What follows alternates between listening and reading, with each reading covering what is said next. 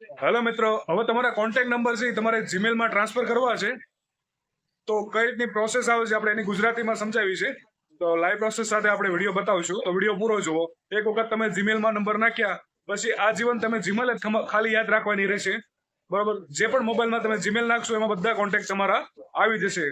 તો ચાલો વિડીયો ચાલુ કરીએ. મિત્ર, તો અમારો ફોન છે. હવે તમે જોઈ શકો છો અહીંયા આપણે ફોન ડાયલર છે અને બાજુમાં જીમેલ છે. બધા કોન્ટેક્ટ મારે જીમેલમાં લેવા છે. બરાબર, તો હું જે એની પર ક્લિક કરીશ અને અહીંયા તમે જોઈ શકશો ડાયલ પેડ મારું ખુલી ગયું છે. હવે તમે ઉપર જોશો તો તમને એક ડાયલ પેડ અને કોન્ટેક્ટનો ઓપ્શન બતાવશે. બરાબર, તો એની પર તમારે કોન્ટેક્ટનું જે બતાવો ફોલ્ડર એની ઉપર ક્લિક કરો, ત્યાં બધા જ કોન્ટેક્ટ બતાવશે. કોન્ટેક્ટ તમારા સિમ કાર્ડ ફોનમાં હોય, મારો 1949 છે. બરોબર, તો આને એક જગ્યાએ આપણે જીમેલમાં લેવા છે, સિમ કાર્ડમાં એક સંગ્રહ થતા હોય છે. તો ઉપર સેટિંગ છે ત્યાં દબાવીશું. બરોબર, તો ત્યાંથી તમે જોશો ને સેટિંગમાં તો ઇમ્પોર્ટ એક્સપોર્ટ આપેલું છે. તો આપણે એક્સપોર્ટ કરવાના છે અત્યારે બધા કોન્ટેક્ટ. તો આપણે એની પર દબાવીશું એક્સપોર્ટ ઉપર. બરોબર, એટલે એક ફાઇલ બની જશે સ્ટોરેજની અંદર. તો એક્સપોર્ટ ટુ સ્ટોરેજ કરી દેવાનું છે. એની પર તમે જેવું ક્લિક કરશો એક્સપોર્ટ ટુ સ્ટોરેજ એટલે એક વીસી ફાઇલ બની જશે. એ તમારે ડાઉનલોડનું ઓપ્શનનું ફોલ્ડર હોય ને એમાં જો બતાવેલું છે, લખેલું છે. બરોબર, એમાં 008 વીસીએફ ફાઇલ કરીને એક ફોલ્ડર બની જશે. બરોબર, આ ટાઈપનું એનું નામ હશે. યાદ રાખજો મિત્ર, ડાઉનલોડ ફોલ્ડરમાં ત્યાં ઓપ્શન પણ આપેલો છે.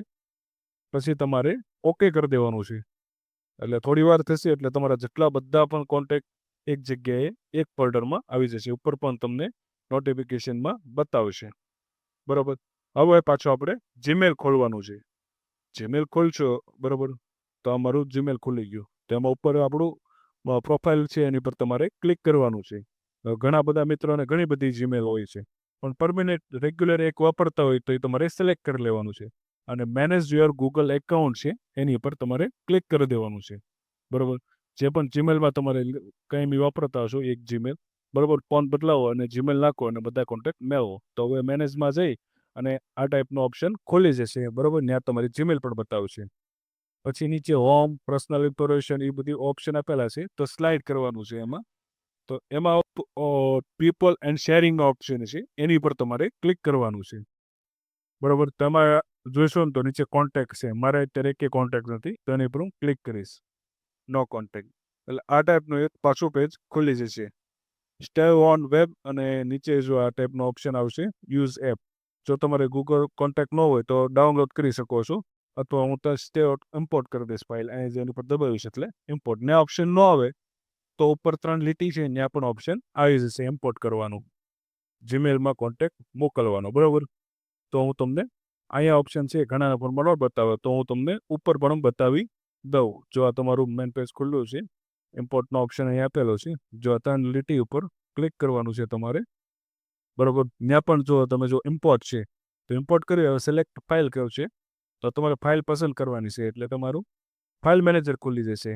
તો હવે આપણે 3 ઉપર ડોટમાં દબાવી અને જો ડાઉનલોડ છે એની ઉપર આપણે યાદ રાખી અને આમાં જોશો તમે તો જો અહીં બની ગયેલી 008 વીસીએફ ફાઇલ, એને તમારે ઇમ્પોર્ટ કરી દેવાની છે. બરોબર, એટલે એમાં થોડીક પ્રોસેસ લેશે અને બધા જ કોન્ટેક્ટ તમારા જીમેલની અંદર એડ થઈ જશે. જિંદગીમાં તમારો એક પણ કોન્ટેક્ટ ક્યારે પણ ખોવાશે નહીં. અને ગમે ત્યારે તમે ફોન ચેન્જ કરો, ગમે એના ફોનમાં ખોલો તો બધા કોન્ટેક્ટ પાછા મેળવી શકો છો.